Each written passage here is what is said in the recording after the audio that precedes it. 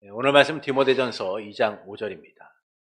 하나님은 한 분이시요 또 하나님과 사람 사이에 중보자도 한 분이시니 그 사람이신 그리스도 예수라. 아멘.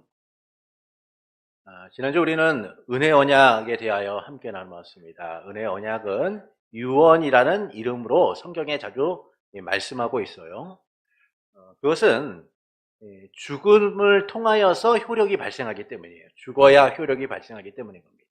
그래서 우리 주 예수 그리스도의 십자가의 죽으심을 통하여 그 효력이 발생하는 언약이기 때문에 우리는 이 은혜 언약을 유언이다라고도 말하는 것이죠. 이 은혜 언약은 이제 율법 시대와 복음 시대 각기 다르게 집행되었어요. 그러나 이것이 각각 다른 것이 아니라 하나의 복음이 율법 시대와 복음 시대에 다르게 불려진 것뿐이다라는 겁니다. 그래서 율법 시대에는 이 언약을 구약이다라고 말하고 복음 시대에는 우리는 이 언약을 신약이다라고 말하는 것이죠. 그러니까 이 구약과 신약은 두 종류의 언약이 아니라 그리스도로 인해 나오는 동일한 언약을 말씀하고 있다라는 겁니다. 그러니까 결국 그리스도를 통한 이 언약이 율법 시대나 복음 시대나 동일하게 나타나고 있다라는 것이죠. 이제 우리는 그 언약의 핵심이신 중보자 예수 그리스도에 대하여 함께 나누도록 하겠습니다. 중보자 예수 그리스도, 우리 1번 내용이 좀 길지만 함께 읽어보겠습니다. 하나님께서는 그의 영원하신 뜻을 따라 그의 독생자이신 주 예수를 택정하여 하나님과 사람 사이의 중보자가 되게 하시며 선지자, 제사장, 왕, 자기 교회의 머리요 구주, 만유의 후사, 세상의 심판자가 되게 하시기를 기뻐하셨다. 하나님께서는 그의 독생자에게 창세전에 한 백성을 주시어 그의 씨가 되게 하셨고 기약한 때에 이르러 그로 말미암아 그 백성이 구원받고 부르심을 받고 의롭다함을 받고 성화되고 영화롭게 되도록 하셨다. 중보자란 불화가 있는 당사자들 사이에 이를 중재하고 화목을 이끌어내는 사람을 우리가 중보자다라고 얘기합니다. 이 중보자를 우리가 좋게 쉬운 말로서 변호사라고도 말하죠. 그러니까 하나님과 우리의 사이를 변호하여 화목을 이루도록 하는 것이 이 중보자의 역할이다라는 거예요. 그러니까 타락 이전에는요, 하나님과 인간 사이에 중보자가 필요했느냐? 그렇지 않아요. 하나님과 인간 사이에 화편이 있었기 때문에 중보자는 필요 없었습니다. 그러나 타락 이후에 이 하나님과 인간 사이가 어떻게 됩니까? 원수된 관계가 되잖아요. 그래서 중보자가 필요하게 됩니다. 죄로 인해 인간은 하나님과 원수되었고 이를 해결할 능력이 전혀 없었기 때문이죠. 전적으로 부패하고 무능한 인간은 항상 악할 뿐이기 때문이에요. 그래서 우리에게 중보자가 필요하게 된 거예요. 이 때문에 하나님은 은혜의 언약을 세워 죄책을 감당하고 화해를 주선하고 이를 이룰 사람을 예정하시게 됩니다. 하나님과 사람 사이에 중보를 감당할 직임과 사역을 예수 그리스도에게 부여하여 그분을 택하신 거죠. 이를 위해 하나님께서는 영원 전부터 독생자 예수 그리스도를 하나님과 사람 사이의 중보자로 예정하셨다라는 거예요. 그래서 이 하나님의 예정 안에 누가 계신 거예요? 중보자 예수 그리스도께서 계신 겁니다. 그래서 이 중보자 예수 그리스도를 통하여서 우리가 하나님 안에서 택정함을 받게 되었고 부르심을 받게 되었고 구원의 은혜를 누리게 되는 거예요. 그래서 창세전부터 그리스도 예수로 말미암아 우리를 택하셨다라고 말씀하죠. 그리고 디모데전서 2장 5절은 이를 좀 더 구체적으로 이렇게 말씀합니다. 말씀을 함께 읽겠습니다. 디모데전서 2장 5절입니다. 하나님은 한 분이시요 또 하나님과 사람 사이에 중보자도 한 분이시니 그 사람이신 그리스도 예수라. 이처럼 하나님께서는 그분과 사람 사이에 유일한 중보자를 허락하셨어요. 그분이 바로 예수 그리스도이시다라는 겁니다. 하나님과 우리의 사이에 맡긴 담을 허시고 화해를 이루시고 우리를 하나님 나라 백성으로서 자녀로서 살게 하시는 유일한 중보자가 예수 그리스도다라는 것이죠. 예수님께서 유일한 우리의 중보자라는 사실을 우리가 꼭 기억해야 돼요. 왜냐하면 오늘 우리 시대의 이단들이나 많은 이들이 마치 자기들이 중보자인 것처럼 이야기하고 자기를 통해서 하나님과의 관계를 맺고 자기를 통하여 하나님과의 화평을 누리고 자기를 통하여 하나님의 뜻을 받을 수 있다라고 말하는 헛소리들을 많이 해요. 말도 안 되는 얘기들을 합니다. 그런데 많은 이가 이 잘못되고 말도 안 되는 이야기에 넘어가서 저분이 중보자이죠, 저분이 보혜사이죠, 저분이 바로 예수님이죠 라고 생각하고 살아간다는 거예요. 근데 성경은 분명하게 말씀해요. 하나님과 사람 사이에 유일한 중보자는 예수 그리스도다. 이 이야기는 예수님 외에는 더 이상의 중보자는 없다는 거예요. 누구도 이 자리를 차지할 수 없다는 겁니다. 그래서 하나님께서는 하나님과 사람 사이에 유일한 중보자이신 예수 그리스도를 예정하셨다라는 것이죠. 그것은 유일한 중보자이신 예수 그리스도를 통해서 우리가 구원을 받고 하나님과의 화평을 누리게 되기 때문인 거예요. 그래서 예수님 외에 중보자는 존재하지 않은 겁니다. 오직 예수 그리스도를 통해서만 구원을 받는 거죠. 그래서 다른 이로서는 구원을 받을 수 없나니 천하 사람 중에 구원을 받을 만한 다른 이름을 주신 바가 없다. 그런데 이 중보자 예수님이 어떤 분이신가? 그분이 하시는 직분과 사역이 무엇인가? 우리는 일반적으로 예수님이 하셨던 그 직분과 사역을 세 가지로 얘기해요. 왕, 제사장, 선지자다라고 얘기합니다. 그런데 이 웨스트민스터 신앙고백서는 왕과 제사장과 선지자의 역할뿐만 아니라 또 다른 역할, 또 다른 일을 하신다는 사실을 얘기해 주죠. 그게 뭐냐? 교회의 머리가 되시고 구주가 되시고 만유의 후사가 되시고 세상의 심판자가 되신다라는 거예요. 먼저 선지자를 우리가 좀 살펴보겠습니다. 먼저 예수님이 우리의 선지자가 되신다는 거예요. 사도행전 3장 22절을 함께 읽겠습니다. 모세가 말하되 주 하나님이 너희를 위하여 너희 형제 가운데서 나 같은 선지자 하나를 세울 것이니 너희가 무엇이든지 그의 모든 말을 들을 것이라. 사도 베드로는 신명기의 말씀을 인용하여서 하나님께서 모세에게 약속하셨던 한 선지자를 말씀하는데 그분이 누구냐? 바로 예수 그리스도이시다라고 선언하고 있는 거예요. 이처럼 예수님은 선지자로서 이 땅에 오셔서 하나님의 나라를 선포하셨어요. 무지한 우리에게 하나님의 뜻을 알려 바르게 가르치셨고 세상의 외면과 질시와 미움 등 환영받지 못함에도 불구하고 하나님의 나라를 선포하시면서 교사로서의 사역을 감당하시게 됩니다.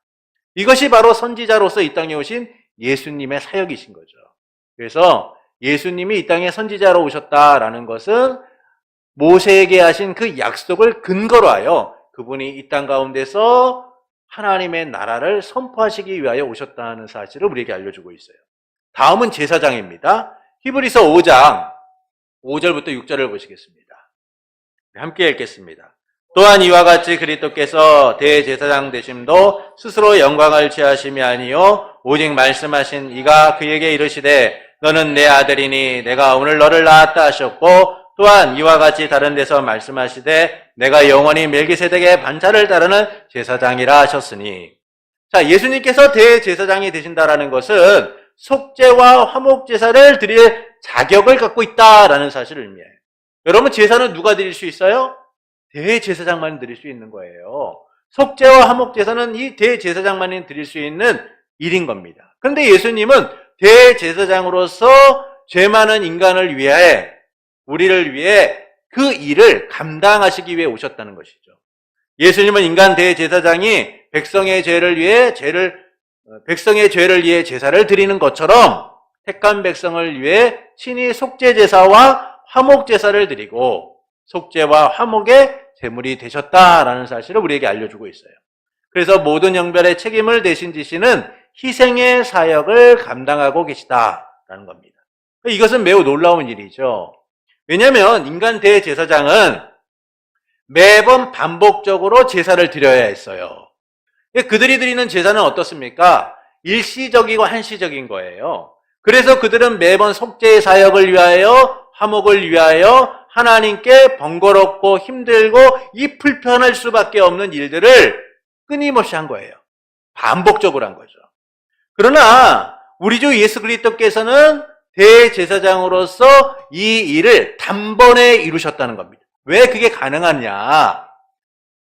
대부분의 대제사장들은 일반적인 출생의 법을 따라서 나왔기 때문에 이 죄의 문제를 해결할 능력이 없는 거예요.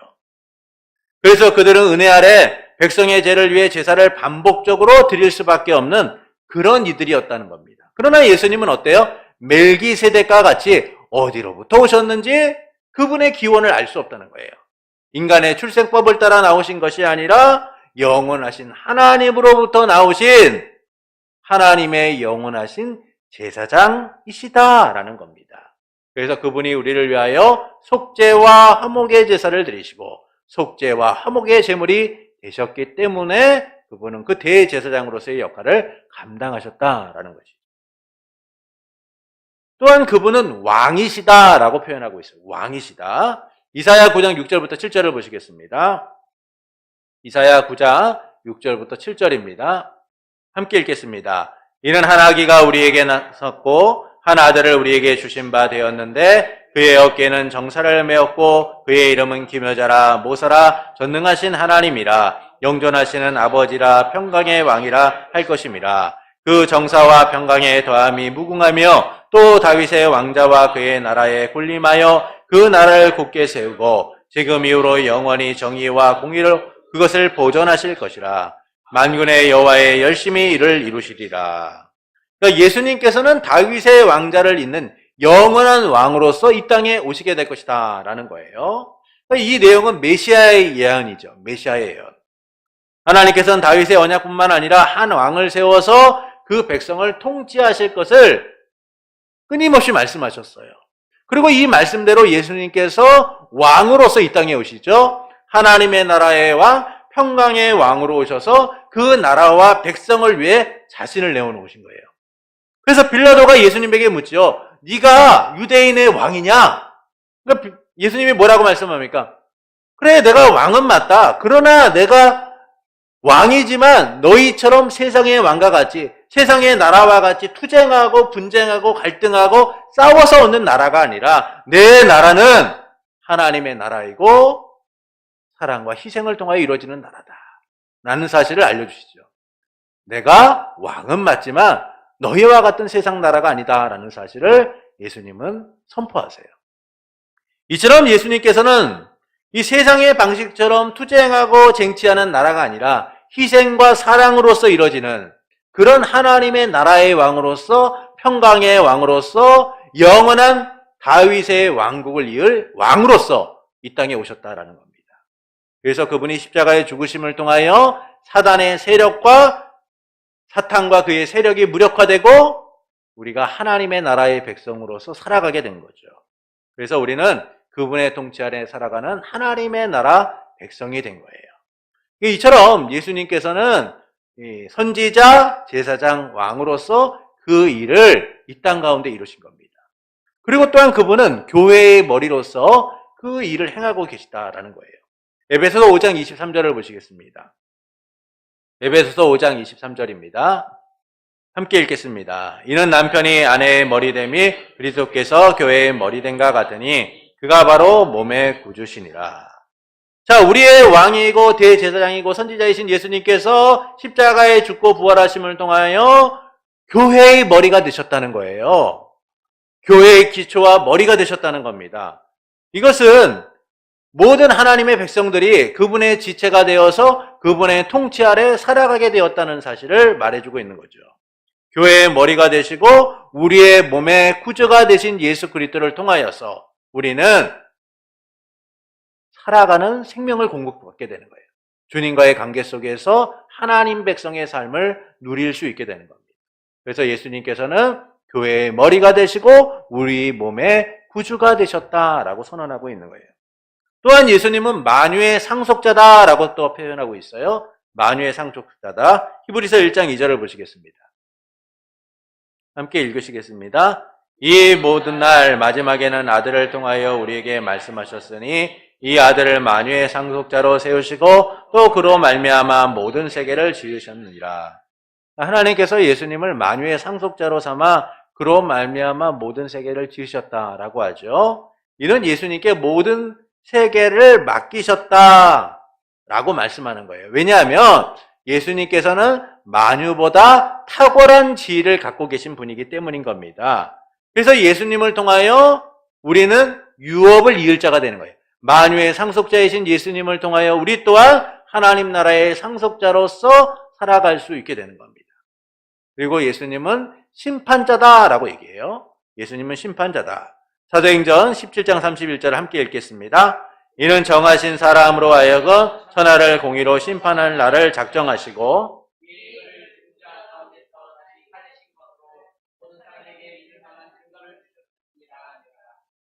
간혹 많은 이가 잊고 있는 것은 예수님이 심판주다는 사실을 잊고 있어요. 예수님이 오심을 통하여 이루어지는 두 가지 일이 있어요. 첫째는 구원이고 둘째는 심판이에요. 근데 이것은 각각 시간과 공간과 어떤 상황에 따라서 차별적으로 이루어지는 게 아니에요. 예수님이 오심을 통하여 구원과 심판이 함께 임하게 되는 겁니다. 함께 선포되게 되는 거죠. 그분을 믿음으로 우리는 구원받고 믿지 않는 자들은 믿지 않음으로 인하여 심판이 그들의 머리 위에 있는 삶을 살아가게 되는 거예요. 그리고 예수님이 심판해 주러 오시는 그날 구원받은 우리는 그 구원을 최종적으로 선고받고 심판받을 자들은 그 형벌을 최종적으로 선고받게 되는 거예요. 우리는 영원한 구원을 선고받고 그들은 영원한 형벌을 선고받게 되는 겁니다. 이처럼 예수님께서는 심판의 주로서 이 땅 가운데 오신다는 거예요.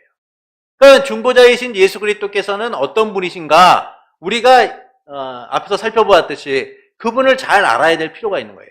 선지자이시고 왕이시고 제사장이시며 교회의 머리가 되시고 우리의 구주가 되시고 만유의 후사가 되시고 세상의 심판자로서 일하시는 그 예수님이 누구시냐? 중보자이시다. 하나님과 우리 사이에 원수된 관계를 해결하고 화목을 이루도록 하시는 유일하신 분이시다라는 겁니다. 근데 이것이 어떻게 이렇게 이루어지느냐? 예수님께서 우리를 위하여 중보자가 되셨느냐? 그것은 하나님의 영원하신 목적 속에서 선택되어지고 세우셨기 때문인 거예요. 하나님이 영원하신 목적 속에서 기쁘게 그 일을 예정하셨기 때문이다라는 겁니다. 그래서 우리가 하나님의 예정에 대하여 말할 때 그 예정의 핵심이 뭐냐면 예수 그리스도인 거예요. 예수 그리스도를 예정하심을 통하여 구원받은 우리의 예정을 준비하셨고 그리고 구원받지 못한 자들의 예정을 하나님이 준비하셨고 그래서 우리의 예정을 얘기할 때 우리는 그 예수 그리스도를 근거로 해서 구원받았느냐 아니면 버려졌느냐 이것이 결정된다라는 겁니다. 그래서 하나님께서는 주 예수 그리스도를 예정하시고 한 백성을 그에게 주신 거예요. 예수님의 예정을 통하여 우리 가운데 그것들이 이루어지게 되는 겁니다. 그래서 뭐라고 말씀합니까? 창세전에 예수 그리스도로 말미암아 우리를 택하셨다라고 얘기하는 거예요. 예수 그리스도로 말미암아. 그리고 예수님께서는 요한복음 17장 6절에서 이렇게 말씀합니다. 요한복음 17장 6절을 보시겠습니다. 우리 함께 읽어보시죠. 세상 중에서 내게 주신 사람들에게 내가 아버지의 이름을 나타내었나이다. 그들은 아버지의 것이었는데 내게 주셨으며 그들은 아버지의 말씀을 지켰나이다. 예수님께서 뭐라고 말씀하세요? 세상 가운데 하나님께서 우리를 택하여 예수님께 주셨다라는 거예요. 예수님의 것이 되도록 만드셨다라는 겁니다. 이처럼 우리는 예수 그리스도로 말미암아 하나님께서는 예수 그리스도를 예정하시고 우리를 그분의 백성으로 주셨다라는 거예요. 그래서 하나님의 예정은 예수 그리스도가 예정되어 있고 우리가 그의 택한 백성이 되도록 만드시는 놀라운 은혜다라는 것이죠. 그리고 하나님께서는 예수 그리스도 안에서 택정함을 받은 우리의 때를 따라 부르시고 의롭게 하시고 영화롭게 하셨다라고 얘기해요. 로마서 8장 30절을 함께 읽어보겠습니다. 또 미리 정하신 그들을 또한 부르시고 부르신 그들을 또한 의롭다 하시고 의롭다 하신 그들을 또한 영화롭게 하셨느니라. 그러니까 이처럼 예수님께서 중보자 예수 그리스도를 이처럼 하나님께서 우리를 위해 중보자 예수 그리스도를 예정하셨고 그분을 통해 구원을 받도록 만드신 거예요. 예수님의 십자가의 죽으심과 부활을 통해 우리의 구원을 성취하시고 이를 은혜 가운데 적용하셨다는 겁니다. 그래서 구원은 하나님의 예정하심, 하나님의 영원하신 목적 속에서 이루어진 은혜인 거예요. 우리가 한 것이 있습니까? 없어요. 하나님이 예수 그리스도를 예정하시고 그 예수님에게 한 백성을 주시고 그 백성을 위하여 예수님께서 십자가에 죽고 부활하심을 통하여 우리를 의롭게 하시고 영화롭게 하셨기 때문인 거죠. 그래서 우리에게는 누가 필요합니까? 중보자 예수 그리스도가 필요하다라는 거예요. 이를 위해서 하나님께서 중보자 예수 그리스도를 예정하셨다라는 겁니다. 2번, 그 중보자 예수 그리스도께서 어떤 분이신가를 우리가 함께 나누고자 해요. 그러니까 앞에서 우리가 중보자 예수 그리스도의 직분과 사역에 대하여 나누었다면 이제는 그 중보자 예수 그리스도께서 어떤 분이신가, 도대체 어떤 분이시기에 우리의 중보자가 되실 수 있는가, 그 부분을 얘기해 주는 겁니다. 2번, 말씀이 길지만 좀 함께 읽어보겠습니다. 삼위 중에 제2위신 하나님의 아들은 참되시고 영원하신 하나님이시오 성부와 한 본체이시며 또한 동등하신 분이시며 본성을 취하셨다. 또한 인간의 본성에 속한 모든 본질적인 성질들과 아우려 취하셨으나 죄는 없으시다. 그는 성령의 능력으로 동정녀 마리아의 몸에 잉태되시고 그녀의 피와 살을 이어받아 태어나셨다. 그러므로 두 개의 온전하고 완전하고 구별된 본성인 신성과 인성이 전환이나 혼합이나 혼동됨이 없이 한 인격 안에서 분리할 수 없게 서로 결합되었다. 그 인격은 참 하나님이시요 참 사람이시되 한 분 그리스도요 하나님과 사람 사이의 유일한 중보자이시다. 자, 하나님과 사람 사이의 유일한 중보자이신 그분이 누구시냐? 하나님이시다는 거예요. 그러니까 하나님과 사람 사이의 중보자는요, 반드시 참 하나님이셔야만 합니다. 그렇지 않으면 우리의 구원이 성립이 될 수가 없는 거예요. 그분은 성육신 이전부터 존재하셨고 영원 전부터 성부와 동등하시며 본질이 같은 하나님이시다라는 거예요. 그러나 이를 거부하는 이들은요, 그리스도께서 인간에 지나지 않으며 동정녀 마리아의 몸에서 태어나시기 전에는 존재하지 않았다라고 말하는 이들도 있어요. 또 어떤 이들은 먼저 계신 거는 우리가 인정을 한다. 그런데 그분은 피조물일 뿐이지, 우리보다 조금 나은 피조물일 뿐이지 하나님은 아니시다. 성육신 이전에 천사와 같은 영의 상태로 계셨을 뿐이다 라고 말하는 이들도 있어요. 그러나 예수님은 참 하나님이시며 참 사람이시다 라고 말해주고 있다는 거예요. 이게 중요한 겁니다. 예수님께서 참 하나님이시 않으시면 우리의 구원은 존재하지 않아요. 예수님께서 참 사람이 아니시면 우리의 구원은 존재하지 않은 겁니다. 반드시 성립되어야 하는 것은 예수님께서 참 하나님이시고 또한 참 사람이셔야 된다는 이 관계가 성립이 될 때 우리의 구원이 온전해지는 거예요. 만약 이 중에 하나라도 어긋나거나 이것이 잘못되어 있다면 우리의 구원은 헛된 것이 될 수밖에 없어요. 왜 그렇습니까? 죄의 문제가 해결되지 않는 거예요. 죄의 문제가 해결되지 않아요. 그래서 그분은 참 하나님이실 뿐만 아니라 참 인간이 되셔야 하는 거예요. 성자가 사람이 되실 때 하나님이신 그가 사람으로 변화되었거나 또는 하나님의 본성이 영광과 권능을 비우고 스스로 낮춰 사람이 되신 게 아니라는 거예요. 그분은 항상 하나님이셨고 하나님의 영광과 권능을 가지고 사람의 몸을 입으셨다는 거예요. 그래서 하나님과 동등됨을 주장할 수 있으시지만 자기를 내세우지 않고 그 권위에 순종하심을 통하여 자신을 철저하게 낮추셨다라는 것을 우리가 기억을 해야 돼요. 예수님의 신성과 인격이 한 인격 안에서 완전하게 결합되었다라는 사실을 우리가 이해를 하고 믿음으로써 받아들여야 돼요. 사실 이게 이해하기는 어려워요. 어떻게 참 하나님이신 그분이 참 사람으로서 그 두 인격을 갖다가 똑같이 갖고 계실까? 이게 인간의 이해로서는 불가능합니다. 그래서 우리에게 무엇이 필요해요? 믿음으로써 받아들이는 일들이 필요한 거예요. 근데 사실 이 문제는요, 교회 역사 속에서 끊임없이 논쟁이 되었어요.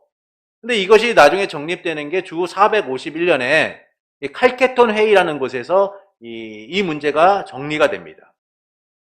그 이전에는 예수님의 신성과 인성을 부인하는 일들이 참 많았어요. 아폴리나리스주의라는 사람들이 있었는데, 아폴리나리스는 시리아에 있는 라오디게아 교회의 감독이었습니다. 아폴리나리스는 이 라오디게아 교회의 감독이었는데, 그는 예수님의 신성을 너무나 강조했어요. 그래서 예수님의 신성을 너무나 강조하다 보니까 무엇이 무시가 돼요? 인성이 무시된 겁니다. 그래서 방향이 잘못되게 되죠. 그는 인간을 3분설로 주장해요. 영과 혼과 육이 있다라고 얘기해요. 그러면서 예수님도 3분설이 있다라고 얘기합니다. 근데 예수님의 경우에는 혼과 육은 보통 사람들과 같지만 영의 경우에는 다르다라고 얘기해요. 그 영의 자리에 뭐가 있냐? 로고스가 있다는 거예요. 신적 지식이 있다라는 거예요. 그래서 뜨거운 불 속에 들어간 새나 마찬가지로 로고스가 혼과 육을 구별이 안 되게 만들어 하나를 이루고 있다라고 얘기를 해요. 그래서 로고스인 그리스도는 인간들과는 특별한 인성을 소유하게 된다라고 얘기합니다. 이처럼 그는 신성을 너무나 강조한 나머지 인성을 약화시키고 부정하는 모습들이 나타나게 돼요. 그래서 381년에 콘스탄티노플 회의에서 이단으로 정죄받게 됩니다. 두 번째는 이제 네스토리우스라는 사람이 있어요. 우리가 이제 당나라를 통하여서 전해졌던 경교라는 게 있어요. 경교. 이게 네스토리우스 이 주의자들이 만든 그 종교인데, 이 네스토리우스는 시리아 출신의 수도사였습니다. 그런데 이 네스토리우스는 예수님 안에 이 두 본성이 존재하고 두 인격이 있다라는 사실을 주장을 해요. 그러면서 신성과 인성을 분리를 합니다. 분리해야 된다라고 주장하면서 뭘 강조하냐면 인성을 강조해요. 그러니까 앞에서 아폴리나리우스가 신성을 너무나 강조해서 인성을 무시한 반면에 이 네스토리우스주의자들은요, 인성을 너무나 강조한 나머지 신성을 갖다가 제대로 인정하지 않게 됩니다. 그러니까 이들의 문제는 뭐예요? 결국 예수 그리스도가 참 하나님이시며 참 사람이시다라는 이 근본적인 문제를 부정하는 이들이었다라는 것이죠. 그 뒤에 이제 에우티케스라는 사람이 나옵니다. 에우티케스. 이 사람은 수도사였는데 이 콘스탄티노플에서 기독론의 문제를 일으켰던 사람이기도 해요. 그는 그리스도의 인성을 너무나 강조합니다. 그래서 신성을 너무나 강조하는데 그 신성에 인성이 흡수되어 있다. 그러니까 예수님이 참 하나님이시다. 그런데 그 참 하나님이신 예수님 안에 인성이라는 게 흡수되어 있기 때문에 다시는 그분이 참 사람이라고 보기는 좀 어렵다. 이렇게 주장을 했어요. 이 문제 때문에 이제 451년에 칼케톤 회의가 이루어지게 되고 예수님께서 완전한 신성과 완전한 인성을 가지고 계신 분이다라는 사실을 정립하게 됩니다. 그래서 칼케톤 신경에 예수님은 완전한 신성과 완전한 인성을 갖고 있다라고 주장을 하게 되죠. 이 이후에도 예수님의 신성과 인성에 대하여서 많은 얘기들이 있었어요. 예수님의 신성을 우리가 너무나 강조하는 내용들 또는 인성을 강조하는 이런 내용들이 참 많았습니다. 그러나 하나님은 분명히 성경을 통하여 그분은 참 하나님이시며 참 인간이심을 선언하고 있죠. 그래서 요한복음 1장 1절은 이렇게 말씀합니다. 요한복음 1장 1절을 보십시오. 요한복음 1장 1절입니다.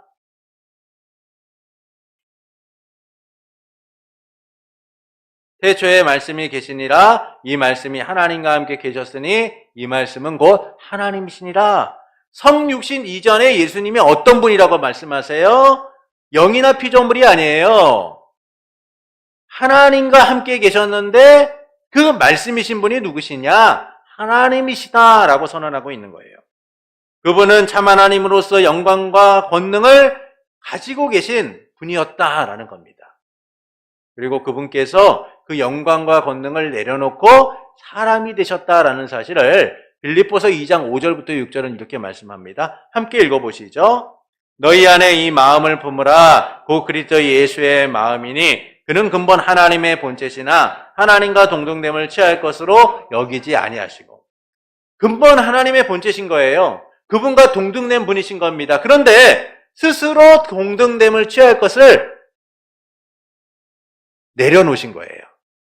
그러니까 이 내려놓으셨다는 것은 그분의 권능과 능력이 사라졌다는 게 아니라 그 권능과 능력이 있으심에도 불구하고 하나님의 권위 앞에 순종하셔서 그 일을 행하셨다는 거예요. 그래서 예수님께서는 참 하나님이실 뿐만 아니라 참 사람이시라는 거죠. 그러니까 우리가 성경을 통하여 예수님의 이적들을 보게 됩니다. 근데 그 예수님의 이적 중에서 매우 놀라운 일들이 있죠. 태풍을, 광풍을 잠잠하게 하시는 등, 또는 오병이어의 역사와 같이 떡 5개와 물고기 2마리로 5,000명을 먹이시는, 그러니까 인간의 사회적 자연적인 질서와 이 법칙을 초월하여서 행하시는 그 모든 일들이 예수님의 신적 권위를 나타내는 거예요. 그분의 능력이 얼마나 놀라운가를 나타내주고 있는 것이죠. 이처럼 예수님께서는 하나님과의 동등됨을 취하지 않고 스스로 낮아지셔서 참 사람이 되셔서 그 뜻을 이뤄가시는 분이셨다라고 말씀해주고 있는 거예요. 이와 같은 성자 예수님께서 참 사람이 되셨는데 그분은 어떤 분이냐? 죄가 없다라는 겁니다. 죄가 없다. 그래서 히브리서 4장 15절은 이렇게 말씀하죠. 히브리서 4장 15절을 보시겠습니다. 함께 읽어보시죠. 우리에게 있는 대제사장은 우리의 연약함을 동정하지 못하시리가 아니요 모든 일에 우리와 똑같이 시험을 받으시는 이로되 죄는 없으시니라. 자, 예수님은 어떤 분이세요? 우리의 연약함을 동정하지 못할 분이 아니라는 거예요. 우리와 똑같이 시험을 받는 분이라는 겁니다. 그것은 사람이 갖고 있는 속성과 연약감을 똑같이 갖고 계신 분이다라는 거예요. 근데 그분이 어떤 분이시냐? 참 사람이심에도 불구하고 죄가 없으시다. 예수님께서 길가에 누워서 잠을 취하시거나 또는 배를 타고 가시다가 그 배 윗머리에서 잠을 주무시는 그런 내용들을 봐요. 그것은 예수님이 참 사람으로서 우리와 똑같이 연약한 분이시다라는 사실을 잘 나타내주고 있죠. 그래서 그 예수님께서는 참 사람이신데 우리와 다른 한 가지 사실은 죄가 없으시다라는 겁니다. 왜 예수님께서는 사람이 되셨는데 죄가 없으신가?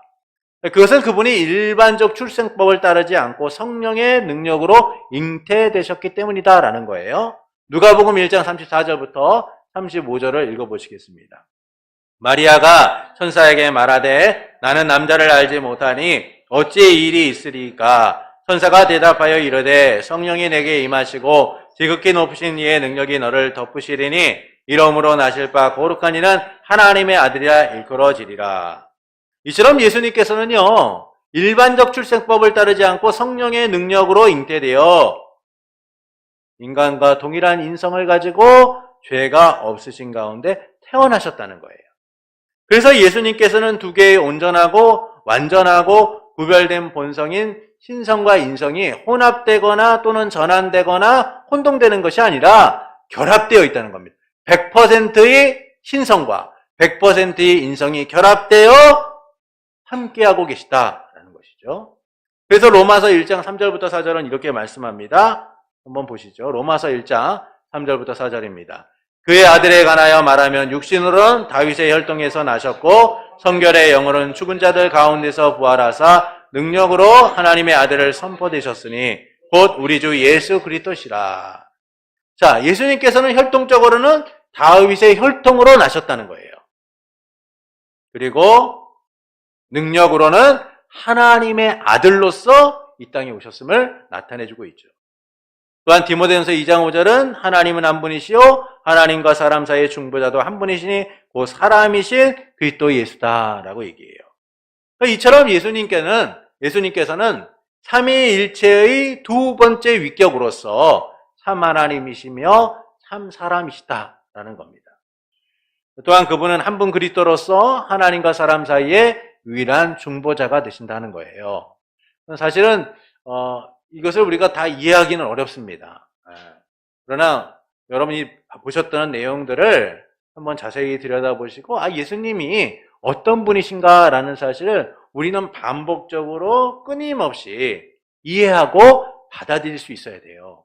왜냐하면 예수 그리스도가 어떤 분이신가에 대한 확고한 믿음이야말로 우리의 구원과 직접적인 연관이 있기 때문이에요.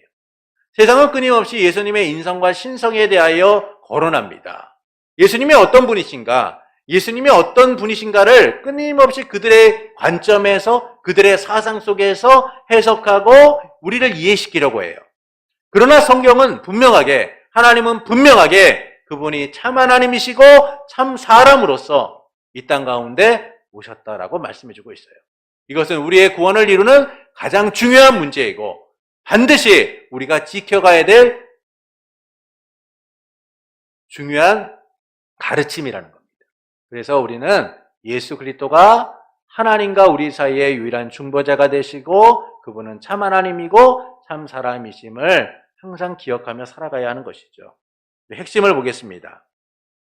하나님의 영원하신 계획에 따라 예수 그리스도를 하나님과 사람 사이에 중보자가 되게 하셨다라고 말씀해요. 하나님과 사람 사이의 유일한 중보자가 되게 하셨다. 이것은 하나님의 예정 속에서 예수 그리스도를 예정하시고 한 백성 된 우리를 그분에게 주셔서 예수님께서 하나님과 우리 사이에 유일한 중보자가 되게 하셨다라는 것이죠. 둘째는 예수 그리스도는 참 하나님이자 참 인간이시되 한 분 그리스도요 하나님과 사람 사이에 유일한 중보자가 되신다라고 말씀해주고 있어요. 이처럼 예수님은 참 하나님이시며 참 인간이십니다. 성경은 그것을 끊임없이 이야기해주고 있고 우리에게 믿음으로써 그것을 받아들이기를 원하고 계세요. 그러나 앞서 말씀드렸다시피 여전히 세상은 예수 그리스도의 하나님 되심과 또는 참 사람이 되심을 인정하지 않고 거부하는 그런 것들이 참 많습니다. 지금도 많은 이들이 예수님을 그렇게 이해하려고 또는 그렇게 주장하며 우리를 설득시키려고 하죠. 그러나 우리는 예수님께서 참 하나님이시며 참 인간이심을 믿고 그 믿음 속에서 든든히 서나가야 됩니다. 그것이 바로 우리의 구원의 문제와 연결되어 있기 때문이에요. 그러므로 우리를 위하여 예수 그리스도를 예정하신 그 하나님의 은혜 속에서 참 하나님이시고 참 인간으로 이 땅에 오신 예수님을 바라보며 그 믿음 가운데 서나가는 복된 성도가 되기를 예수님의 이름으로 축원합니다.